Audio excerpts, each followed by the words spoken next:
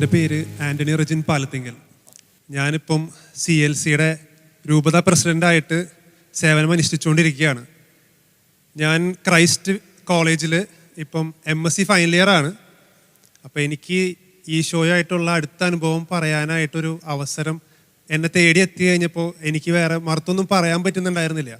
കാരണം പല രീതിയിലും എനിക്കിപ്പം പല പ്രശ്നങ്ങളിൽ കൂടെ പോകുമ്പോഴായാലും എൻ്റെ കുറവുകളുണ്ടായിരുന്നപ്പോഴായാലും എന്നോട് ചേർന്ന് നിന്ന് എന്നെ കൈപ്പിടിച്ച് നീ വാടാ മോനെ നമുക്ക് നോക്കാം, നമുക്ക് കാര്യം ചെയ്ത് നോക്കാം എന്ന് പറഞ്ഞ് എന്നെ എപ്പോഴും പ്രചോദനത്തിലേക്ക് നയിച്ചിട്ടുണ്ട് എന്നെ പലവട്ടം. ഞാനിങ്ങനെ ശാന്തമായിട്ട് അവിടെ പള്ളിയിലൊക്കെ പോയി ഇങ്ങനെ ഇരിക്കും. ഇടയ്ക്ക് നമ്മൾ സങ്കടപ്പെട്ട് ഇങ്ങനെ ഇരിക്കുമ്പോൾ, വിഷമിച്ച് ഇങ്ങനെ ഇരിക്കുമ്പോൾ അവിടെ പോയി ദേവാലയത്തിൻ്റെ മുന്നിൽ ആൾത്താരയിലേക്ക് ഇങ്ങനെ നോക്കിയിരുന്നിട്ട് ഞാൻ ചോദിക്കും, എന്തിനാണ് ഞാനിങ്ങനെ എന്താ പറയുക ഇതുപോലെ ഇങ്ങനെ ഇരുന്ന് നമുക്കിങ്ങനെ വിഷമം തന്നുകൊണ്ടിരിക്കുന്നു, എന്തിനെന്നെ ഈ കഷ്ടപ്പെടുത്തിക്കൊണ്ട് നടക്കുന്നു, എന്തിനാണ് ഞാനിങ്ങനെ എന്നുള്ള രീതിയിൽ പലവട്ടം ചിന്തിക്കുമ്പോഴും കർത്താവ് ഇങ്ങനെ കുറേ പ്രാവശ്യം ഇങ്ങനെ ചോദിച്ചു. അപ്പം എന്നോട് കർത്താവ് വന്നിട്ട് ഒരു ദിവസം കിടക്കുമ്പോൾ ഉറങ്ങുമ്പോഴൊക്കെ ആയാലും അല്ലെങ്കിൽ അങ്ങനെ സ്വപ്നത്തിലൊക്കെ വന്നിട്ട് പറയുന്ന പോലെയാണ്, എടാ നിനക്ക് ഇങ്ങനെ അവസരം വരുമ്പോൾ നിന്നേക്കാളും കഷ്ടപ്പെട്ട്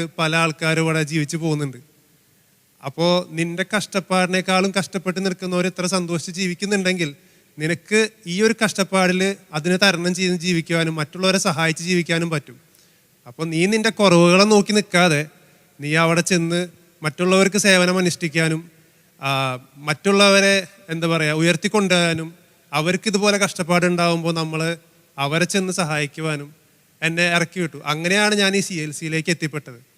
CLCയിലേക്ക് വന്ന് അവരുടെ കൂടെ എനിക്ക് നല്ലൊരു ഗ്രൂപ്പിനെ കിട്ടി. അവർ എനിക്ക് എല്ലാ രീതിയിലും നല്ല സേവനങ്ങൾ എൻ്റെ കൂടെ തന്നെ ചെയ്ത് എനിക്ക് സഹായം അനുഷ്ഠിച്ചു കൊണ്ടിരിക്കുകയാണ്. അപ്പോൾ അവരുടെ കൂടെ എനിക്ക് മറ്റുള്ളവരെ സഹായിക്കാൻ പറ്റുമ്പോൾ എനിക്ക് മനസ്സിൽ ഭയങ്കര സന്തോഷം വരുന്നുണ്ട്. അപ്പോൾ എനിക്ക് പ്രസംഗിക്കാനൊക്കെ ഭയങ്കര പേടിയുള്ള കൂട്ടത്തിലായിരുന്നു. അപ്പോൾ ഞാനൊരു ദിവസം സ്റ്റേജിൽ പോയി ഇങ്ങനെ നിന്ന് കഴിഞ്ഞപ്പോൾ എനിക്ക് പറയാനൊന്നും കിട്ടുന്നില്ല, കാലും കൈയൊക്കെ വിറച്ചിട്ട് പറ്റുന്നില്ലായിരുന്നു. അപ്പോൾ അങ്ങനെ ഒരു ദിവസം പെട്ടെന്ന് എന്താ ഉണ്ടായെന്ന് എനിക്കറിയില്ല. ആ നേരത്തെ എനിക്ക് എന്തൊക്കെയോ എൻ്റെ വായിൽ നിന്ന് വരുന്നുണ്ട്, ഞാൻ ഇങ്ങനെ പറഞ്ഞു തുടങ്ങിയിട്ടുണ്ട്.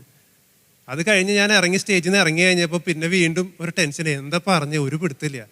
അപ്പോൾ അവിടെ ഉള്ളവർ പറയുന്നുണ്ട്, നന്നായിട്ട് പറഞ്ഞു കേട്ടോ, ഒരു പേടിയില്ല, ഭയങ്കര കോൺഫിഡൻ്റ് ആയിട്ടാണ് പറഞ്ഞതെന്ന് എന്നോട് പറഞ്ഞു. അപ്പോൾ ഞാൻ അങ്ങനെ വരാൻ വഴിയില്ല എന്നുള്ള രീതിയിലാണ് നിന്നിരുന്നത്. അപ്പോഴാണ് മനസ്സിലായേ, ഓക്കെ എൻ്റെ കൂടെ കർത്താവ് ഉണ്ടായിരുന്നു, ഞാനല്ല, എൻ്റെ കൂടെ കർത്താവാണ് അവിടെ നിന്ന് പ്രസംഗിച്ചത് എന്നുള്ള രീതിയിലാണ് എനിക്ക്